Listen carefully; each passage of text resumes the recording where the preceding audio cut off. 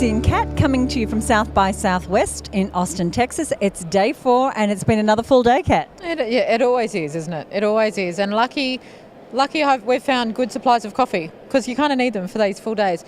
What have I been up to today? I kicked off today actually with an extraordinarily geeky conversation around how entrepreneurs can use government data to build businesses.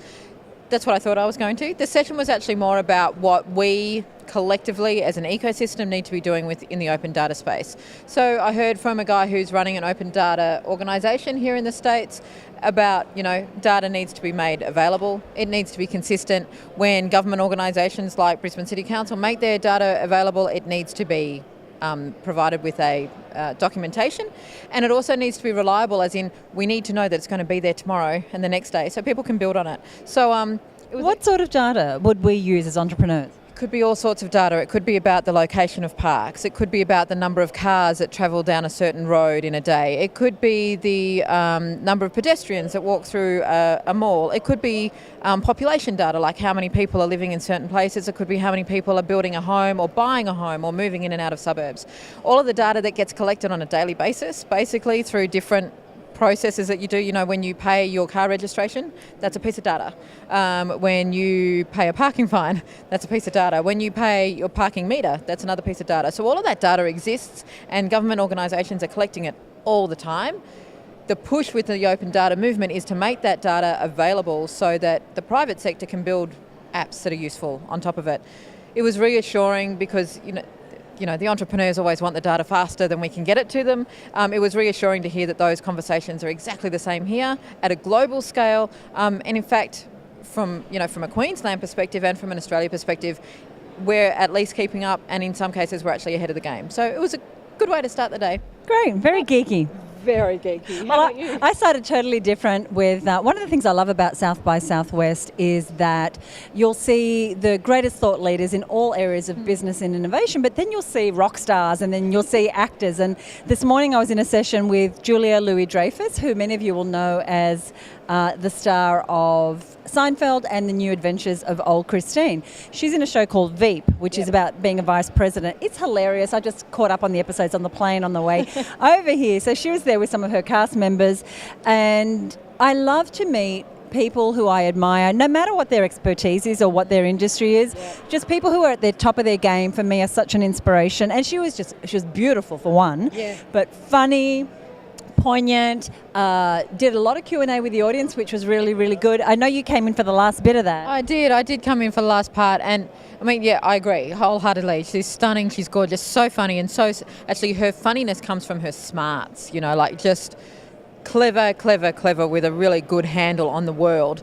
I was particularly taken, apparently she has kids, I've got no idea, I was never a big Seinfeld fan. I must get onto Veep though, it sounds awesome. But an audience question was, how do you balance working motherhood?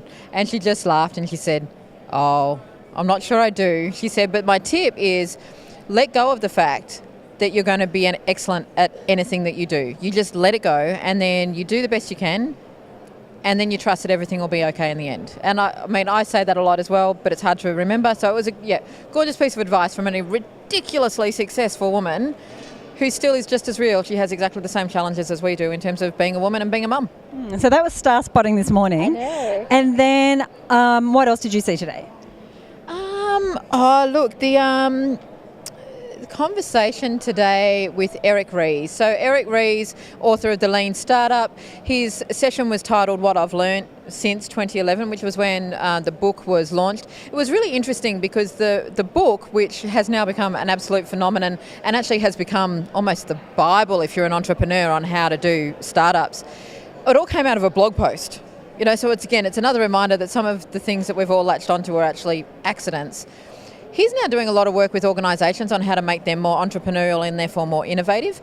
And it was fascinating. He said, there are two key things that I think get mocked from a jargon perspective out of his work. One was MVP, or minimum viable product. And the second is pivot. Now, you and I have joked about somebody's talking about pivoting again. He said, but they're actually really important fundamental concepts to have in your vocabulary as an entrepreneur, but also as a business person. He said, because if you are stuck and committed to having excellence or perfection before you go to market, or if you are so tied to your strategy that you can't move, then you're going to fail. He said, so, the notion of minimum viable product and pivot was a good reminder that it's more than just jargon that gets thrown around. And I was always one for it has to be perfect before it goes out, and understanding that just getting something done and then you can fix it has been a real change in the way that we do things. What? Well, no, it just reminds me, because one of the things that he said was sometimes the customer actually likes the crappy version of what it was that you were putting out. He talked about Google, and we all acclaim Google now in terms of being a very simple interface. It's a lovely single strip, entering your search title. He said if you go back through the archives of Google, when they were just starting, they're talking about, we're going to have this, and we're going to have that, and we're going to provide this, and we're going to provide that. It's not what the customers wanted. The customers wanted a very simple, almost dinky search box. So by launching with minimum viable product, you actually find out what your customers want as distinct to what it is that you think you want to create. And I just want to clarify, he's not saying put out rubbish, but he's saying put the best thing that you can put out, but get it out, get the feedback and make corrections. Exactly. Now his next book, the name of which I have right here, is a 250-page book called The Leader's Guide. He released today through Kickstarter, which is fantastic. So Kickstarter is the crowdfunding platform that many of you will be aware of. So he mentioned the project maybe at around the middle of the day. Within 2 hours, he'd raised $21,000. And I know you bought a copy, I bought a copy. Yep. But I just love seeing an old technology like books combined with a new technology like crowdfunding with a smart guy like this who knows how to sell. And I was just very excited for him. And also, to come back to that whole MVP notion again. So the website on Kickstarter is a very simple, this is what it's going to outline, this is what you'll get for it, and here are the ways that you can invest now. That's instant market research as to whether the customer wants it. If he doesn't make his funding goal, then he knows, okay, there's not enough people who want it. Yeah. So, again, just a really clever way that entrepreneurs and small business owners can tap into the market without having to invest in quadribazillions of dollars in market research. Yeah, or wait on old industries like, exactly. Getting that publisher to back you. Exactly. Now this afternoon, and you may have been to another session between these, but Jonah Peretti, who's the founder of Buzzfeed, which many of you know for cat videos and dog videos and cute quizzes and viral things. And lots of link bait, was talking to us about behind the scenes, how they actually look at strategy. So a lot of people will diss them as being just about getting the click, but they've got really smart technology about content, and content not being just about information, but about communication and getting people to really share your content. And their biggest focus seemed to be on the sharing part of content. Absolutely, and he actually started to shift the model that I think we've held true for a really long time, which is always about online content needs to always be driving back to your own website, and you and I are certainly big advocates of that.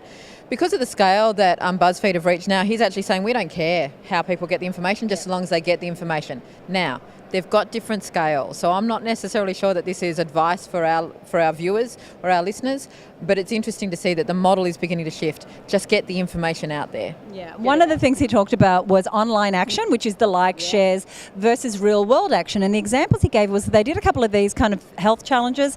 So, 7 days of juicing or whatever. And he said real world action, when you can get people to actually act on your content, that is the most powerful thing. And that's what they've been testing. Absolutely. So again, that's why he's not so concerned about how people are coming back to the site. It's did people take positive action as a result of what we're putting out there. So yeah, it was a fascinating conversation, actually. Yeah, if we find that session's been recorded, I will put a link to it, because it's really, again, very, very big thinking. Content, we talk a lot about content and creating content, but just not from a tactical perspective, but really being strategic and really serving the customer. Your biggest takeaway for the day? Move. Do something. Don't wait for perfection. Whether it was BuzzFeed, whether it was Ries, even in the open data conversation, stop waiting for the perfect set of circumstances, the perfect policy. Just move. Try something. You can always correct it. You can always retract it if you need to. Just move. Do something. Take action. Yeah, great. Thank you so much for joining us here on South by Southwest. As I said, it's day 4. We will be back tomorrow for our final wrap-up. See you then.